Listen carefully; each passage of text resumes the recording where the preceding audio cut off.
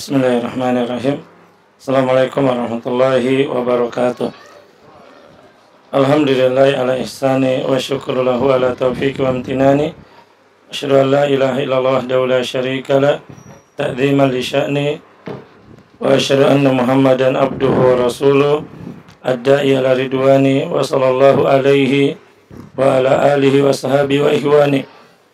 Ya ayyuhalladzina amanu taqullaha haqqa tuqatih wa la tamutunna illa wa antum muslimun, amma ba'd. Wa inna asdaqal hadis kitabullah wa khairul hadi hadi Muhammadin sallallahu alaihi wasallam wa syarrul umuri muhdatsatuha wa kullu muhdatsatin bid'ah wa kullu bid'atin dhalalah wa kullu dhalalatin finnar.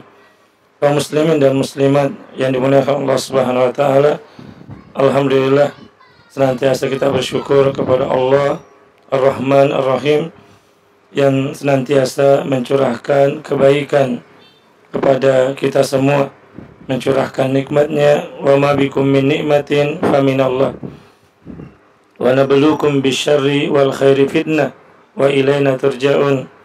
Bahwa kalian akan diuji dengan kebaikan, dengan keburukan, ataupun dengan kebaikan sebagai ujian bagi kalian, dan kepada Allah kalian akan dikembalikan. Kaum muslimin yang Allah Subhanahu wa taala, mulai majelis ini juga kita mendoakan saudara-saudara kita di Cianjur, dan di sana pun juga bahwa kaum muslimin saudara kita semua sebangsa setanah air, apalagi seakidah, atas musibah yang menimpa. Dan memang demikianlah hidup, bahwa kadang ada kalanya kita harus mendapati nikmat yang harus kita syukuri, atau ujian yang harus kita bersabar di atasnya. Tentunya semuanya tidak lepas dari takdir Allah Subhanahu wa taala, dan kepadanya lah kita akan kembali. Asa an takrahu syai'an wa huwa khairul lakum, bahwa demikianlah halnya. Mudahan la'allahum yarji'un. Mudahan dengan sebab ini kita semakin merasakan tentang ketidakmampuan, tentang kekecilan kita di hadapan Allah Al-Aziz, Al-Jabbar, Al-Qawi. Maka seorang hamba dengan hal ini dia semakin menunjukkan bahwa betapa lemahnya dia, betapa rendahnya dia, betapa butuhnya dia kepada Allah Rabbul Alamin. Dan kita jelas tidak setuju dengan beberapa pakar yang mengatakan ya memang penyebabnya bahwa lempengan-lempengan dan sebagainya. Tapi pertanyaan, siapa menciptakan bumi dan segala isinya? Siapa menciptakan lempengan-lempengan itu? Siapa yang mengetahui kapan bergeraknya dan tidak bergeraknya? Tentunya itu hanya milik Allah Subhanahu wa taala. Dan kewajiban kita untuk senantiasa al-muslim akhul muslim, seorang muslim saudara bagi muslim yang lainnya. Al-mu'min kal bunyan yasudduhu ba'duhu ba'dan.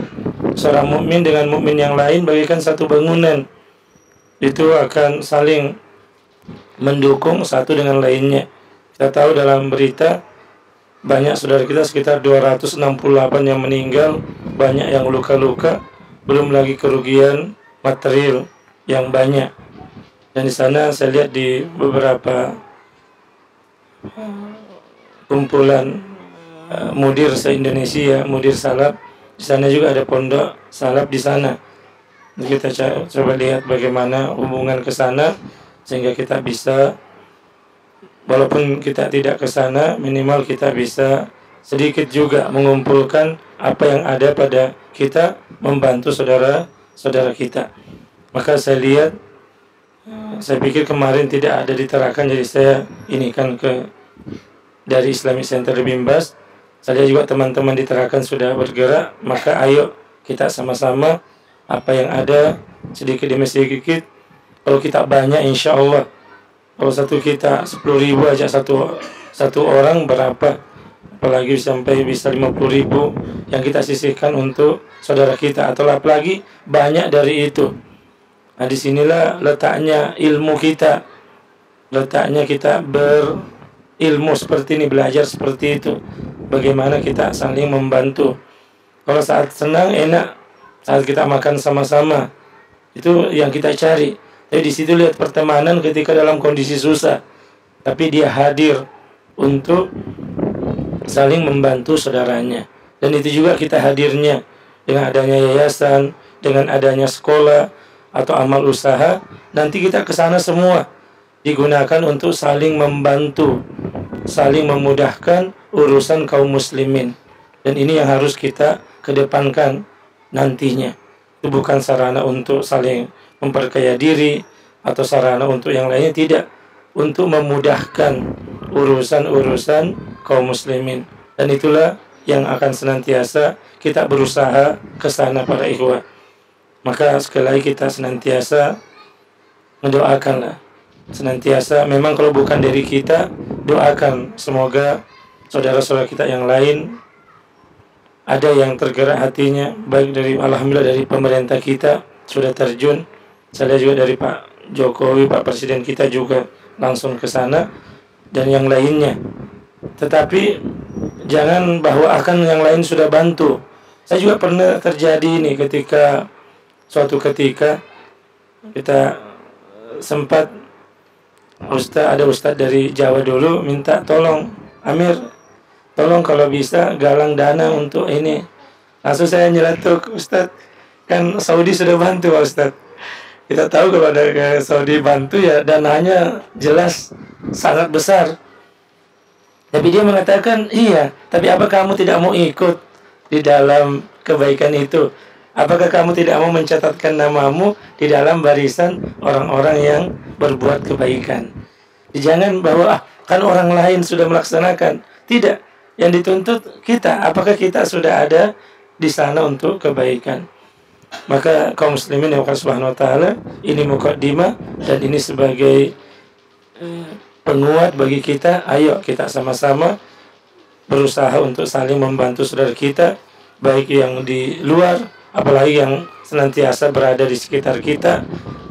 Seorang yang memiliki kelebihan hendaknya membantu saudara-saudaranya. Allahu fi auni abdi, maka abdu fi auni akhi. Seorang senantiasa menolong hambanya apabila hamba tersebut senantiasa memiliki keinginan untuk menolong saudaranya. Dan ini adalah bagian dari tauhid, dan ini adalah buah dari tauhid yang senantiasa kita pelajari, dan senantiasa itu yang kita jadikan sebagai tujuan dari ibadah kita, puncak dari ilmu yang kita pelajari. Kemudian kaum muslimin yang dimuliakan Allah Subhanahu wa taala, kita lanjutkan pelajaran kitab tauhid dan pembacaan tentang penjelasan yang ada di dalamnya. Alhamdulillah, pada pertemuan yang lalu kita sudah masuk di dalam pembahasan tentang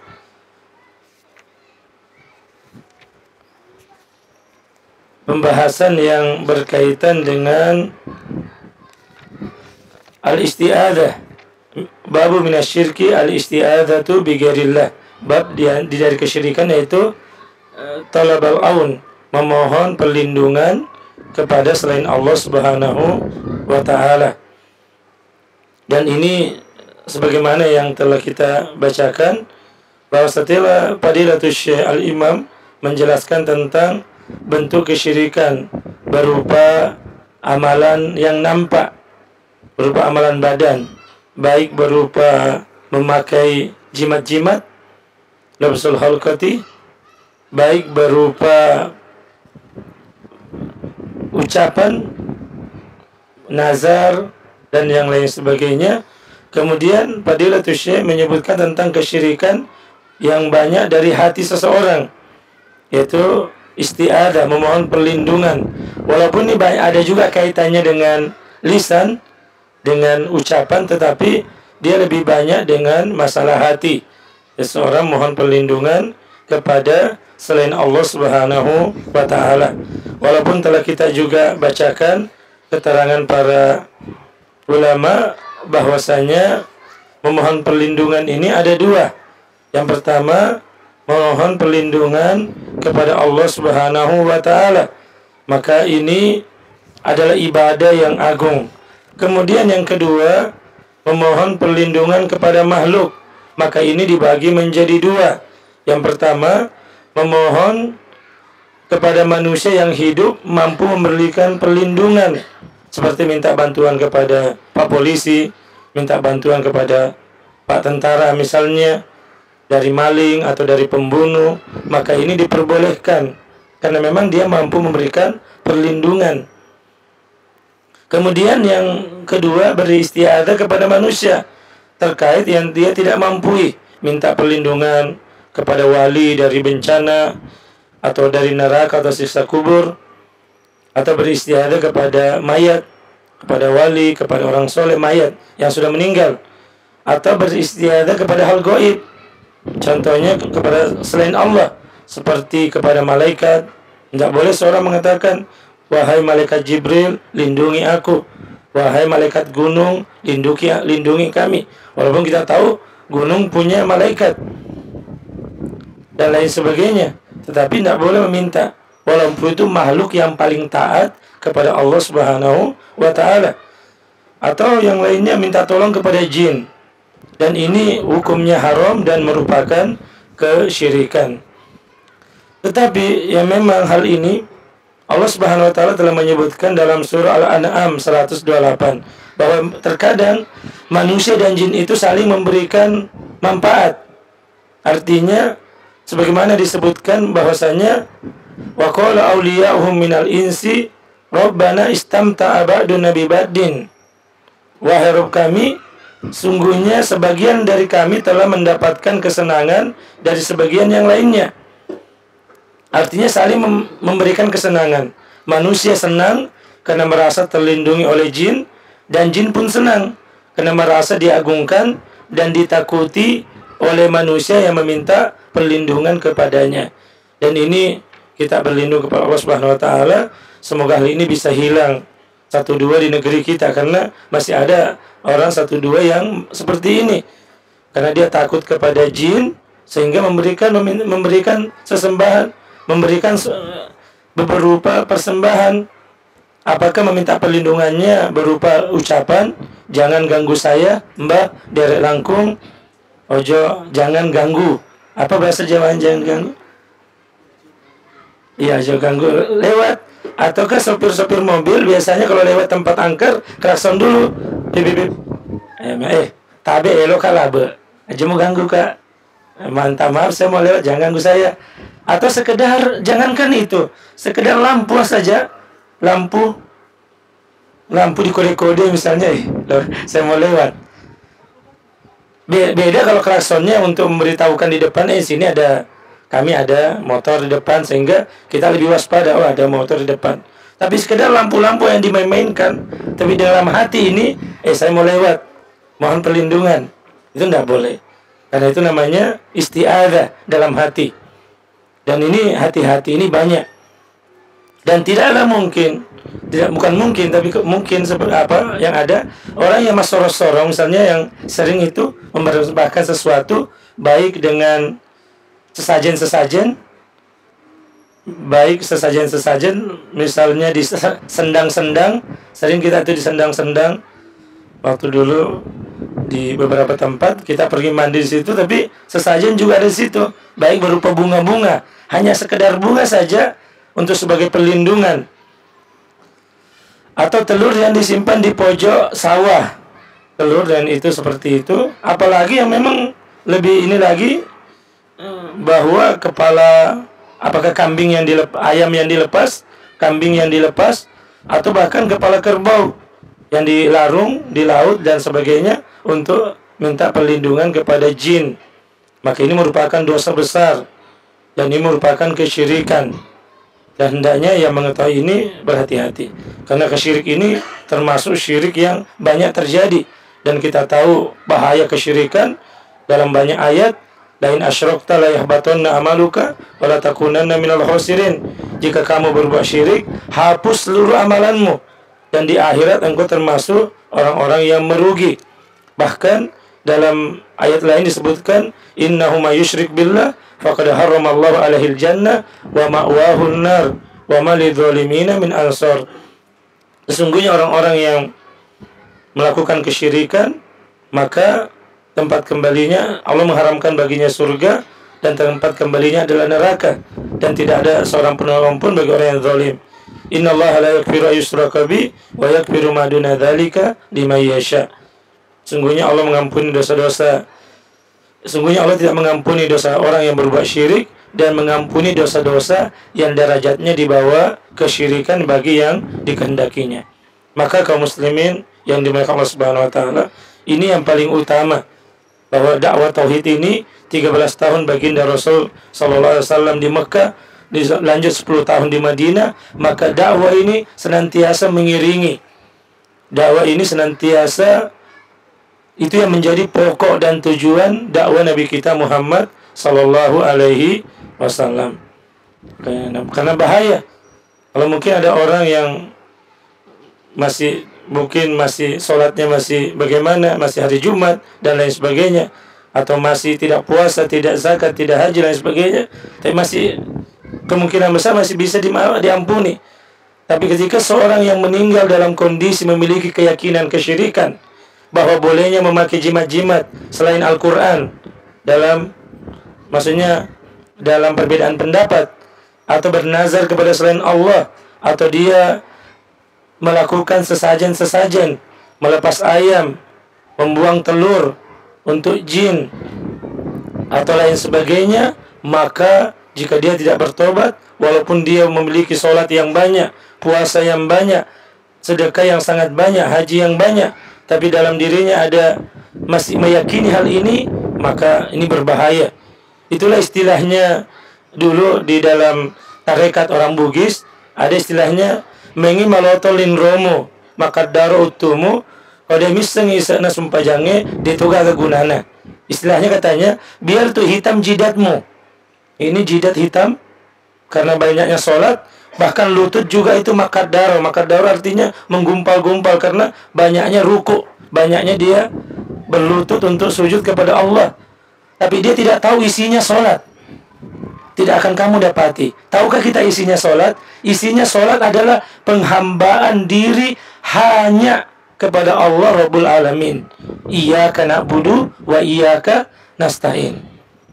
Hanya kepada Engkau kami beribadah ya Rabb, hanya kepadamu kami mohon pertolongan.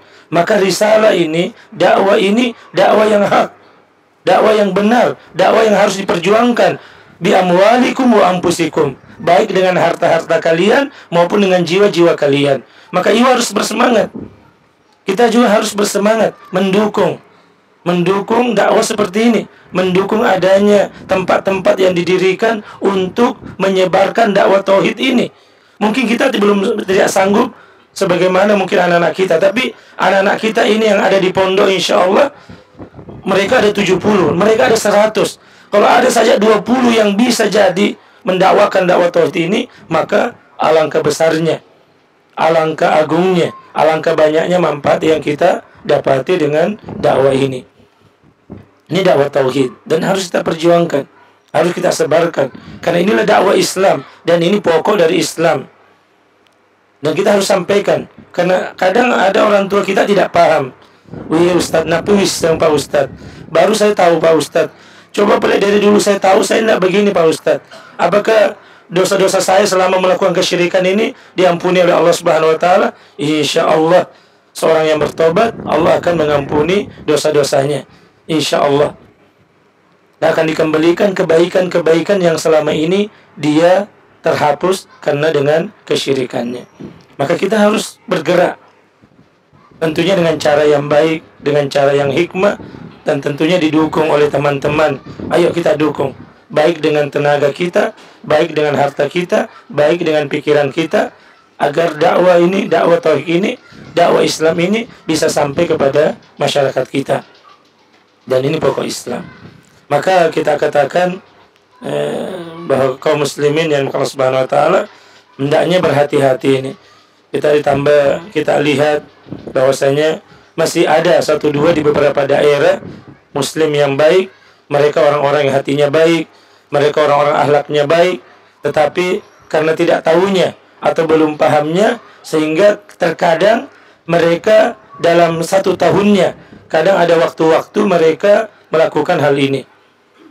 Baik yang namanya nori salo, turun ke sungai, menyerahkan sesuatu, atau turun ke laut, larung, dan lain sebagainya.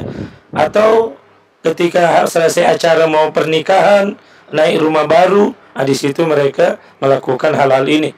Atau ketika harus pergi merantau, mereka dulu pergi mengikat-ngikat di pohon-pohon. Kalau berhasil, saya nanti di kampung, saya mau pulang lagi lepas ikatan ini, dan lain sebagainya. Nah, ini bentuk nazar, tentunya nazar yang walaupun ditujukan kepada Allah, tapi dilakukan di tempat-tempat yang tidak benar. Baik. Kaum muslimin yang Allah Subhanahu wa taala. Dan minta tolong kepada jin, ini adalah kebiasaan kaum-kaum jahiliyah. Ternyata jika kita baca dalam surah Al-Jin, disebutkan dalam surah Al-Jin, ayat 6, Allah Subhanahu wa taala mengisahkan kepada kita bagaimana kebiasaan-kebiasaan orang Arab jahiliyah dulu, bahwasanya wa annahu kana rijalun minal insi ya'udzuna birijali minal jinni fasaduhum rahaqa, bahwa ada beberapa laki-laki dari manusia yang meminta perlindungan kepada beberapa laki-laki dari jin, maka jin-jin itu hanya menambah dosa dan kesalahan. Jadi ini pengakuan bahwa jin yang beriman kepada Rasul Sallallahu Alaihi Wasallam, dan ini juga menandakan bahwa jin itu adalah jin muslim. Tetapi karena kita tidak tahu jin itu adalah perkara yang gaib, kita tidak lihat, tidak boleh juga percaya. Dan tiba-tiba datang muncul jin depan kita, mungkin berpakaian sebagaimana syekh duduk. Tidak boleh juga kita istilahnya langsung percaya, karena boleh jadi dia bisa merubah diri. Jin tersebut kita juga tidak lihat, jangankan jin yang jarang kita lihat, manusia saja kita berhadapan begini, belum tahu daripada isi hatinya masing-masing. Seperti itu. Apa yang terjadi bahwa orang-orang Arab jahiliyah terbiasa meminta perlindungan kepada bangsa jin setiap singgah di lembah, karena mereka adalah bangsa yang suka bepergian, rihlatash syita'i was-sayf, sering pergi berdagang ke negeri Syam, kemudian juga ke negeri Yaman. Mereka kadang singgah di satu tempat, singgah di satu daerah. Maka agar mereka tidak diganggu oleh jin, mereka meminta perlindungan dari penguasa negeri tersebut agar tidak diganggu ketika mereka lewat singgah di wilayah tersebut atau mereka melewati wilayah tersebut. Nah, ini juga hampir sama. Betapa kadang sejarah itu terus berulang, tetapi pelakunya yang berbeda. Dan ini juga ada riwayat bahwa sebenarnya yang pertama ini dilakukan oleh kaum dari penduduk Yaman, kemudian orang-orang Bani Hanifah yang dekat dari, kemudian kebiasaan ini tersebar di kalangan bangsa Arab.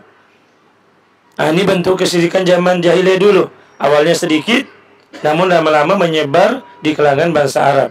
Ya, hati-hati memang sama kesyirikan itu awalnya sedikit, tapi lama-lama akan menyebar.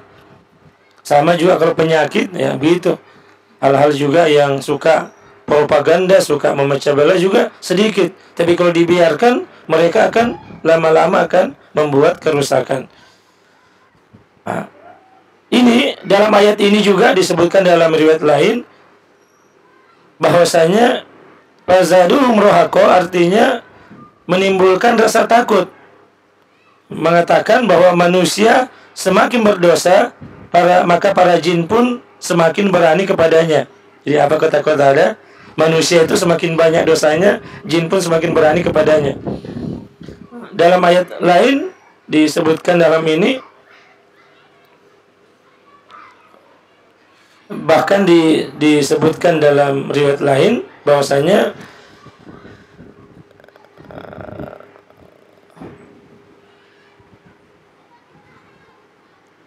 ketundukan manusia, hal ini yang paling disukai oleh bangsa jin, karena jin tidak membutuhkan harta manusia. Jin tidak butuh harta, tapi butuh ketundukan manusia. Dan di sini letak kesyirikannya. Ketika manusia timbul rasa takutnya dan lemah keyakinannya kepada Allah Subhanahu wa taala, mulai kita potong ayam di situ, lepaski ayam di pas perempatan situ. Di situ yang dia ganggu itu anakmu. Ketika mungkin dia ada orang kesurupan, kita ininya adalah di ru'yah. Tapi ada kebiasaan lain diganggu, tapi dengan syarat kasih lepas ayam di situ. Kalau kamu tidak lepas, diganggu lagi tuh, kamu diganggu lagi. Oh, lepas ayam di belakang rumahmu, di situ tuh di pohon itu ada jin di situ. Ya kasihlah ayam, nanti biar tidak diganggu mereka, biar dia main-main sama ayam. Nah, jadi yang ada adalah ketundukan manusia, jin semakin berani. Dan semakin takut manusia, jin semakin besar. Sama kalau kita juga tengah malam, semakin kita balap, lagi balik-balik ke belakang, ya semakin besar anunya godaannya. Mungkin yang ada, apalagi mungkin ada orang yang suka nonton ketika kecil, hantu-hantu dan sebagainya, ya seperti itulah. Seakan-akan muncul bayangan di belakang, karena rasa takut yang ada. Semakin balap, apalagi ya itulah. Karena rasa takutnya. Dia tidak yakin, padahal tadi sudah berbaca ketika keluar dia sudah membaca doa. Bismillahirrahmanirrahim, Allah, la haula wala quwata illa billah. Tapi rasa penakutnya, pengecutnya, jangan seperti itu. Jadilah sebagaimana Khalid bin Walid radhiyallahu anhu ketika dia datang ke patung Uzza, timbul, terus dia tebas. Tapi katanya dia robohkan patung itu. Lalu pulang, maka Rasulullah SAW mengatakan, apakah engkau melihat sesuatu? Belum. Tidak, ternyata tidak ada melihat sesuatu. Kembali, kamu belum selesai. Kembali lagi, ternyata di situ ada perempuan, dan itu jinnya, maka ditebas oleh Khalid bin Walid radhiyallahu an. Jadi seperti itu. Jangan baru lihat kepala sudah langsung lari kayak apa. Semakin kau lari, semakin ketakutan pada dirimu. Bertahan engkau sebagai seorang muwahhid. Bertahan engkau sebagaimana Abu Hurairah yang menangkap daripada jin pencuri makanan yang ada. Jadi seperti itu, ikhwah. Jangan jadi orang yang sudah pengajian, apalagi ngaji tauhid, tapi jadi orang yang pengecut, orang yang penakut. Baru ada ketok-ketok dan semuanya sudah. Kalau perlu ada yang ketok, engkau lebih ketok, lebih keras lagi. Allahu Akbar, takbir. Dan itu harus diajarkan kepada anak-anak. Anak-anak kita SD itu kita memang ajari. Kalau ada bunyi-bunyi takbir saja, Allahu Akbar. Itu dibiarkan agar anak-anak ini pemberani. Dan jangan pernah ada orang tua menakut-nakuti anaknya dengan setan. Awas-awas, kalau tidak masuk ada setan itu. Makanya anaknya jadi penakut. Jadi penakut sama setan dan lain sebagainya. Padahal yang ada harus diberitahukan. Tidak, engkau harus jadi laki-laki yang pemberani. Engkau laki-laki. Engkau adalah hamba Allah, berdoa kepada Allah Subhanahu wa taala. Nah, ini yang kita mental-mental ini yang harus kita kuatkan pada diri kita, pada diri keluarga-keluarga kita, sehingga tidak ada rasa takut kepada jin. Kalau jin lewat sudah, tidak usah takut. Mungkin kalau penjahat atau lain sebagainya, itu lain lagi. Makanya pentingnya juga ada bela diri. Jangan juga dipukul langsung KO sekali. Nah, minimal kalau punya refleks yang ada. Ya, kalau memang kita penting memang tidak dicurigai atau tidak apa, memang anak-anak kita itu butuh dilatih. Maksudnya untuk membela diri, atau suatu saat untuk membela NKRI ini. Ketika suatu saat ada mungkin musuh-musuh yang hendak menyerang Indonesia, maka kita katakan, insya Allah kita para santri yang duluan. Sebagaimana dulu bahwa resolusi jihad dari Kiai Hashim Asy'ari, dan bagaimana Jenderal Sudirman dengan teman-teman di Muhammadiyah dulu, membela daripada bangsa kita ini dengan keislaman yang ada. Nah, kalau memang tidak apa-apa, kita ajari mereka. Kalau memang ada teman-teman yang pintar, diajari mereka bela diri agar bisa membela hal ini.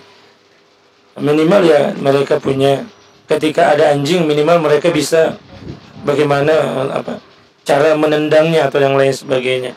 Baik. Kemudian kaum muslimin Allah Subhanahu wa taala, alhamdulillah.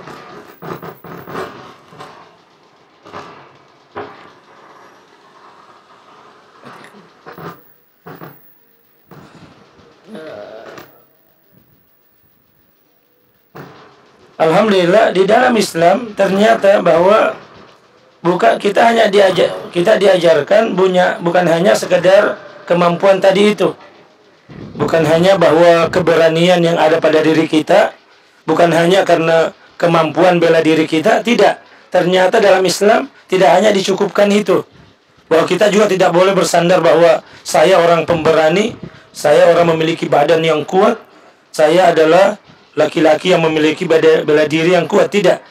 Bahwa ternyata baginda Rasul SAW tetap mengajarkan kepada para sahabat, padahal kita tahu para sahabat seorang pemberani. Kita tahu jangankan itu 314 orang melawan 1000 orang. Ini bukan laki-laki sembarang ini. 3000 orang melawan 20.000 orang. Ini bukan laki-laki sembarang. Tetapi Rasul SAW tetap mengajarkan agar para sahabat bersandar kepada Allah Subhanahu wa taala. Maka apa doa yang diajarkan? Beliau mengajarkan kepada para sahabat, dan ini diceritakan oleh Khawlah binti Hakim. Khawlah binti Hakim seorang sahabiyah, beliau juga turut mendengarkan sabda Nabi kita Muhammad sallallahu alaihi wasallam. Apa katanya? Sami'tu Rasul sallallahu alaihi wasallam yaqul, man nazala manzilan faqala. Barang siapa yang dia turun singgah di satu tempat, faqala, kemudian mengatakan, a'udzu bikalimatillahi tammati min syarri ma khalaq. Aku berlindung kepada Allah kepada Allah yang maha sempurna dari kejahatan semua makhluk yang Ia ciptakan. Lam yadurruhu syai'un, sesuatu tidak akan memberikan mudarat kepadanya, hatta yarhala min manzilihi dzalik, sampai dia meninggalkan tempat tersebut. Nah, ini juga menandakan bahwa di samping bahwa itu tadi yang saya sebutkan berupa keberanian, berupa fisik dan berupa bela diri, bahwa itu tidak cukup. Ada kekuatan yang lebih besar. Dan ini adalah pokok dari sumber kekuatan, yaitu kekuatan robbaniyah. Kita meminta kepada Allah Subhanahu wa taala, dan ini yang utama. A'udzu bikalimatillahi tammati min syarri ma khalaq. Ajarkan ini. Ajarkan terutama ini di kampung-kampung. Ajarkan ini, kadang kalau kita di desa-desa ini pertama ini. Dan ini pernah di satu ketika di beberapa tempat di Bone, ketika kita ceramah ini dulu. Elokah Bapak guru baca-baca. Jadi kita ceramah itu bahwa kita ini ada pakai pakaian nabita. Artinya pakai kita ini orang-orang ini Sulawesi itu suka yang namanya pakai. Suka yang namanya baca-baca, suka yang namanya pakai urane, suka yang namanya, maka ini diajarkan. Inilah puncak daripada keteguhan hati. Karena seluruh baca-baca itu pokoknya dari keteguhan hati. Kapan banyak baca-bacamu tapi kamu juga langsung hati sudah langsung runtuh, mental sudah runtuh, tidak akan pernah. Tapi ketika seorang ini bersandar kepada Allah Rabbul Alamin, Al-Aziz, yang maha perkasa, Al-Jabbar, maka ini merupakan sumber kekuatan. Maka diberikan doa ini, dibacakan, diberikan kepada orang-orang tua kita. Pak, ini yang dibaca Pak, pendek saja. Tapi kalau memang tidak tahu, cukup bismillah saja. Sandarkan hati kepada Allah, tinggalkan masorong untuk posisi bola, untuk norisalo, untuk turun sungai, untuk kebun, ini untuk sumur ini untuk gunung ini untuk sangiang. Karena ada istilahnya sangiang juga, itu ada. Itu biasanya setelah orang panen padi berhasil, biasanya naik membawa ke sangiang itu. Sangiang artinya kepala padi yang dikumpul, simpan di satu tempat. Biasanya sampai 40 ayam. 40 ayam yang dipotong. Kemudian tidak boleh dimakan sebelum dibaca-baca oleh Pak Sandro dan lain sebagainya. Padahal bacanya Al-Fatihah juga. Karena kita sering lihat kalau dia baca-baca itu apa dibaca? Apa dumpu? Apa ada ini baru? Al-Fatihah juga dia baca. Walaupun dia baca surah Al-Fatihah, tapi dia melanggar surah Al-Fatihah itu sendiri. Padahal dalam surah Al-Fatihah iyyaka na'budu wa iyyaka nasta'in, tapi dia juga masih melakukan meminta perlindungan kepada selain Allah Subhanahu wa taala. Ketika gatal biasanya itu sangiammu itu. Lama orang tuamu mungkin tidak pernah kasih naik-naik ayam. Gatal-gatal yang kita di kota kalau namanya gatal begitu ya, biasalah bakteri, jamur, tapi orang sana kadang mengatakan ini pengaruh dari jin. Dan boleh juga seperti itu karena memang rasa takut yang ada menyebabkan mereka meminta perlindungan kepada jin tersebut dan takut apabila mereka tidak melakukannya. Maka kita katakan ini perbuatan yang tidak benar, tidak sesuai dengan perintah agama Islam, maka hendaknya ditinggalkan dan hendaknya bersandar kepada Allah. Pakai baca-baca ini. A'udzu bikalimatillahi tammati min syarri ma khalaq. Insyaallah akan jauh dari hal-hal tersebut. Orang yang tinggal di tambak, para penjaga tambak misalnya, kita tahu berada di daerah sana jauh dan lain sebagainya, baca doa ini. Ketika sampai di rumah di tambak, baca doa ini. A'udzu bikalimatillahi tammati min syarri ma khalaq. Dia tidak ada lagi istilahnya lepas-lepas apa di dalam atau yang perkara-perkara yang tidak sesuai dengan ajaran Islam ini. Kemudian kaum muslimin yang dimakan Subhanahu wa taala, ada juga doa semisal dengan ini untuk anak kecil. Apa doanya? U'idzuka. Namanya anak kecil kita belum tahu membaca doa. Mungkin kayak anak-anak ini belum tahu doanya ya. Atau kalau memang bisa diulang-ulangi. Apa doanya? Ketika anak itu kita bacakan doa, u'idzuka bagi laki-laki, u'idzuki bagi perempuan. U'idzuka bikalimatillahi tammati min kulli syaitonin wa hammatin wa min kulli ainin lammatin. Aku perlindungkan engkau dengan kalimat Allah yang sempurna, min kulli syaiton, dari gangguan syaiton, wa hammatin, dari gangguan binatang berbisa, wa min kulli ainin lammatin, dan pandangan mata jahat, ain. Ini kita bacakan kepada anak kita, di telinganya didoakan. Dan inilah ajaran dari baginda Rasul sallallahu alaihi wasallam. Adapun orang yang tidak tahu apa yang terjadi, kadang ada 1-2 orang yang masih akhirnya karena seperti itu, Pak Bekeng namanya dalam bahasa ininya. Saya tidak tahu apa bahasa Jawanya, Pak. Yang kadang ini yang warna hitam benar-benar. Ya. Ya, atau di sini. Di sini juga ada kadang warna hitam dan lain sebagainya. Seperti itu. Kadang untuk anak-anak, biasanya kalau anak-anak kadang dipakaikan seperti itu. Maka ini bentuk kesyirikan dari segi memakai jimat-jimat. Kalau dia meyakini ini hanya sebab dan yang menentukan Allah, ini adalah syirik kecil. Tapi dia mengatakan, kalau dia meyakini bahwa dengan jimat-jimat inilah dengan sendirinya, maka ini merupakan syirik besar. Maka perkara ini banyak beredar di dalam masyarakat, masih ada di pedesaan, bahkan di sekitar Tarakan kita ini banyak yang jadi masalah ketika acara seperti ini dijadikan sebagai acara kesyirikan, dijadikan sebagai melestarikan budaya. Ini yang berbahaya. Alasannya, kadang kata di kuliahan dulu, orang di kementerian juga, wah ini kan budaya. Ya, budaya jangan dibentur-benturkan dengan agama, Pak Ustadz. Agama sendiri, budaya sendiri. Kadang itu alasannya. Ya, kita katakan ya, memang budaya, kalau budaya yang sesuai dengan Islam, iya. Tapi kalau budaya syirik, itu adalah akan merusak daripada ajaran Islam itu sendiri. Dan ini dilestarikan. dan kita berlindung kepada Allah dari bahaya kesyirikan ini yang apabila bahayanya sangat besar dan bisa mendatangkan mara bahaya bagi orang-orang yang melakukannya dan juga orang-orang yang berada di sekitar hal tersebut. Kaum muslimin dan Allah Subhanahu wa taala, ini pelengkap dan penyempurna dari pembahasan bahwa babu minasyirki al-isti'adzatu bi ghairillah. Semoga Allah memberikan kebaikan kepada kita semua dan insyaallah para ikhwazakumullah jami'an, mohon doanya mudahan lancar ya. Nah, itulah namanya rezeki, bahwa saya hari Ahad kalau jadi mudahan dimudahkan ke Jakarta, dan hari Senin insyaallah mudahan jadi berangkat umroh. Ini umroh gratis dari Ustadz yang ngurus, Ustadz Dr. Firanda, yang melalui asistennya untuk bisa hal ini. Jadi mungkin saya malam Senin dan malam Kamis dan malam Senin lagi tidak mengisi, tapi alhamdulillah kan ada Ustadz Abu Warda, ada Ustadz Abu Wayyan yang bisa mengisi insyaallah.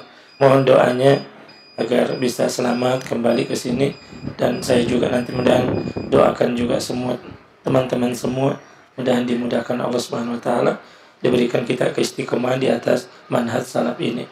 Wassallallahu ala nabiyyina Muhammadin wa ala alihi washabihi ajmain. Subhanakallahumma wa bihamdik asyhadu an la ilaha illa anta astaghfiruka wa atubu ilaik. Assalamualaikum warahmatullahi wabarakatuh.